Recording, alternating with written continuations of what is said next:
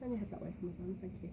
We'll start off by doing the contour line down her cheek, which is what we want to try and do if we want a bit of a cheekbone look. The apple of the cheek is not quite so common at the moment. Okay, more of a cheekbone look. So you're going to follow the facial hair as we said last week. So we're going to start at the top and we're going to work in a downwards direction. What you're not going to do is this on your client, okay? So we're going to start up here and we're just going to apply a little bit on top of the cheekbone in a downward fashion. I'm starting at the temples here and just taking it downwards.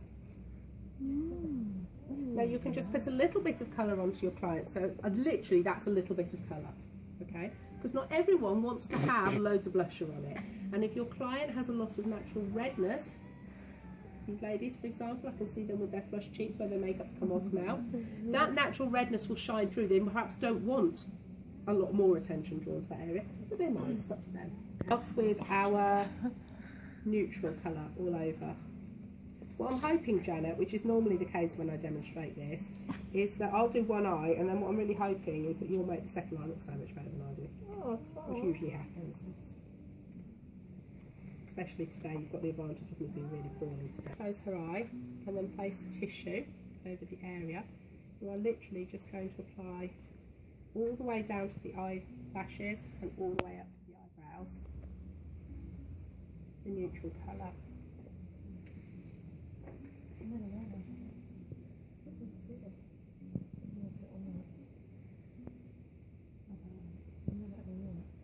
And of course it doesn't have to look dramatic, it's just about how you do it.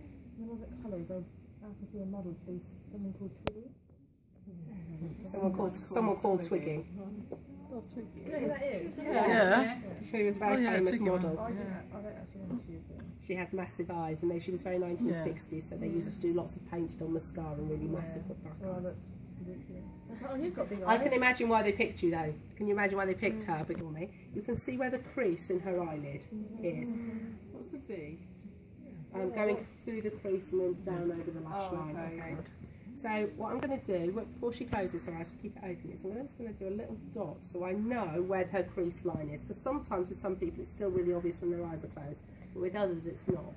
Okay. Particularly your Oriental clients, they have very flat eyelids, so when they close their eyes you can't colour now my pink that we chose, and I'm literally just going to dust that onto the lid. So below that socket line, all the way down to her lashes. And again, I can put just a tiny touch on, or I could put a lot more on. So and I would start, your package actually says, I noticed, start on the inside corner. Well, I'd never start there because you might not need to be doing the inside corner. So we'll start on the outside corner. And I'm going to feather the line. So if you have big eyes, I can look up to the ceiling. do you just put it underneath or top? Sorry, If you've got big wide eyes. Down here, it makes the illusion that they're bigger. Yeah, if you If go you up. encircle the eye, it makes it look smaller. So if you go half, what is that? What half is then? Yeah, but I think that looks awful anyway. If you do it all around, I don't like it. Air into it is much more likely to dry out. Oh. Okay? Tip of the day. That was I didn't know. Again, you are much better off encircling your mascara wand in the okay. tube to get it properly coated, and then when you bring it out you wipe off the excess. The bottom lashes, so you get top and bottom lashes together, and then using your mascara wand you can brush down like you're tinting them.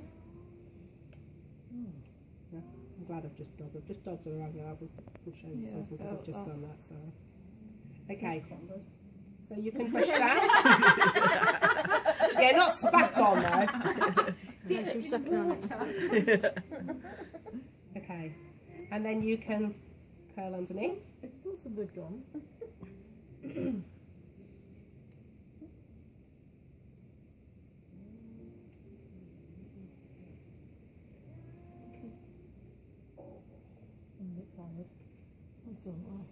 Okay, so once you've got some mascara, lip liner then, again sharpen for each client.